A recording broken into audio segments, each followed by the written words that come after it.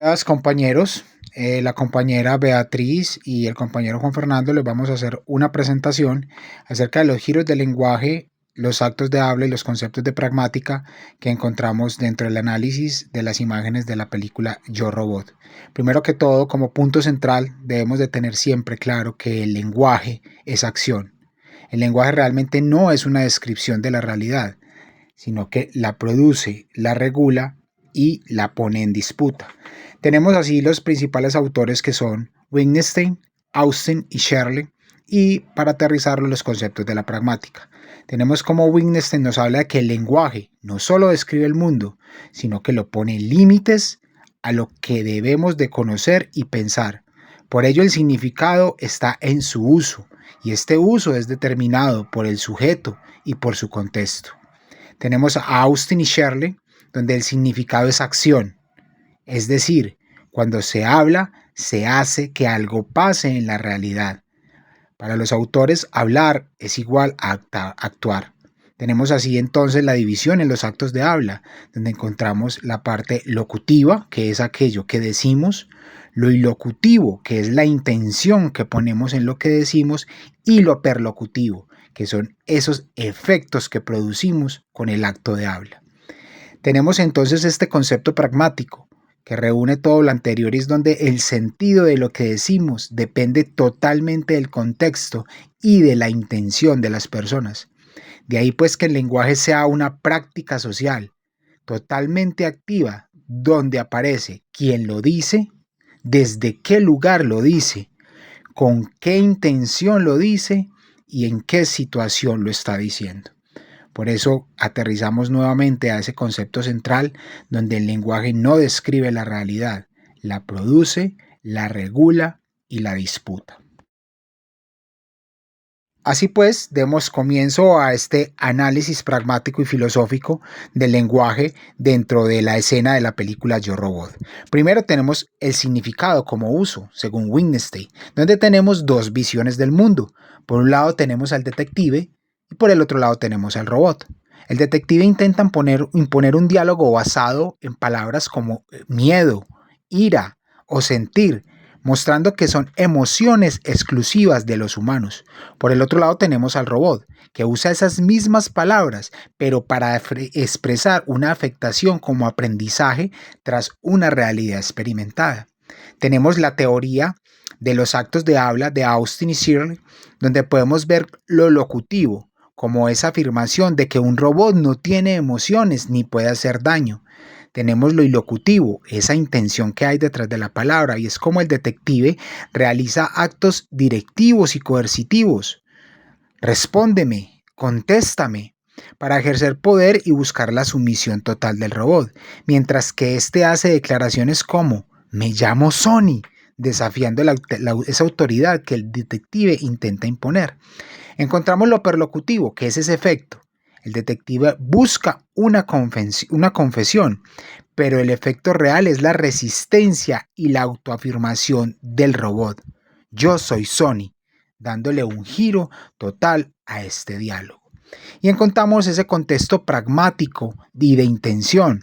Es una sala de interrogatorio donde se busca que un culpable se declare frente a un crimen. Es un diálogo que usa frases afirmativas como verdaderas, irónicas como de burla, generando un diálogo de intención entre el ejercicio del poder y la autoafirmación.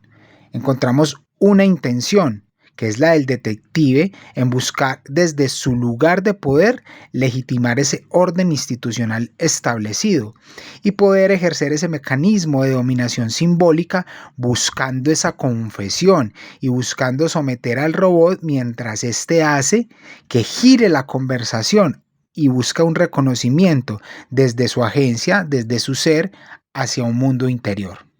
Entonces así, dentro de los actos de habla, primero que todo el lenguaje per se, que tenemos ya la descripción de esos enfoques teóricos que acabamos de ver, donde encontramos primero que todo los tipos de actos locutivos, ilocutivos y perlocutivos.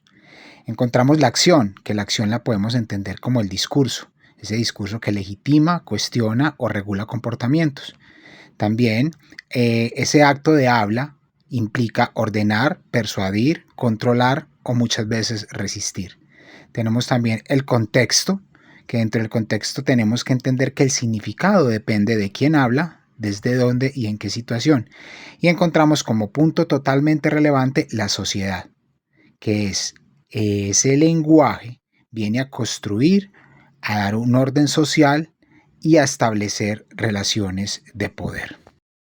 Con base en estos enfoques teóricos, vamos a hacer el análisis de la escena de la película Yo Robot, en donde aparece el interrogatorio del detective al robot Sony. Desde Wittgenstein se logra identificar lo que éste denominó en su teoría los juegos del lenguaje, donde se presentan dos personajes basados en dos miradas distintas de la realidad. Desde el uso del lenguaje, según el autor, el detective usa palabras para molestar, confrontar al robot, desde una relación de desconfianza, amenaza y alteridad, mientras que en el uso de las palabras el robot lo que busca es aprender y tratar de explicar un hecho o una existencia, se nombra, se autorreconoce, lo que ha tenido que generar en el detective un conflicto, pues resulta imposible para él creer en la transformación y la existencia del robot. Se identifican en los actos del habla que no solo se transmite la información, sino que se configura relaciones sociales. Los enunciados institucionales funcionan aquí como actos de legitimación en el lenguaje, mientras que en sus efectos se busca generar confianza y obediencia por parte del sujeto robot, es decir, que se plantean las relaciones de dominación y una desestabilización normativa, pues la presencia de la gente lo que hace es mantener el orden dividiendo el mundo entre humanos y máquinas. La tensión presente por la reafirmación de la identidad del robot genera una tensión en la relación de poder y dominación, pues este muestra una capacidad para nombrarse. Ahora vamos a algunos apartados de la escena. Cuando la frase "los robots no pueden hacer daño", el detective busca dar un contexto a la escena desde una relación de poder y utiliza palabras como robots para generar una intención comunicativa desde un peso normativo. El discurso del detective consolida un orden social basado en la desconfianza en la tecnología y en el dominio sobre esta.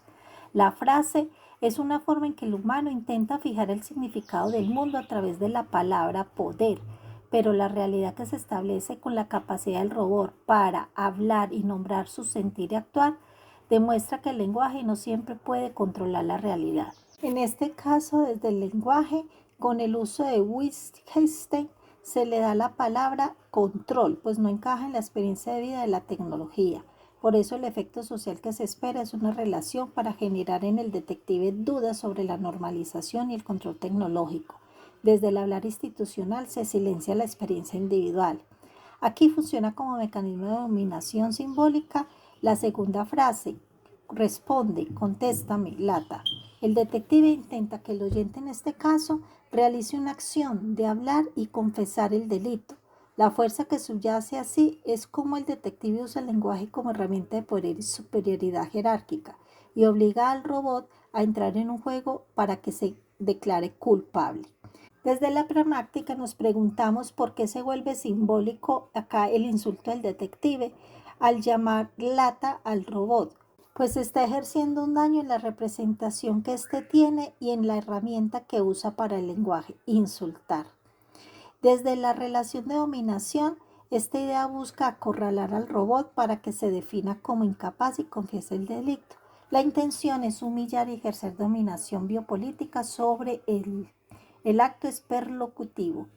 Permite que la respuesta que haga Sony sea una respuesta que cambia la dinámica de la relación, pues este acto de habla redefine la posición del diálogo entre los dos interlocutores. La tercera frase, "me llamo Sony", es una respuesta contundente a la intención deshumanizante del detective. Él usa su nombre para tener una intención de dignificación y tener autorreconocimiento. El robot, cuando se nombra, hace un acto del habla performativo, pues no solo proporciona información, sino que se declara en la existencia como sujeto de derechos. El robot realiza desde su habla una expresión que redefine la relación de poder entre el detective y rechaza el estatus de dominación que se quiere imponer. El acta de habla predominante aquí es el conflicto. El detective realiza un acto de dominación que es hecho resistencia con palabras de autonomía y poder desde lo humano. El acto predominante es el conflicto. Aquí el detective realiza un acto de dominación que es hecho resistencia por las palabras de autoafirmación del robot.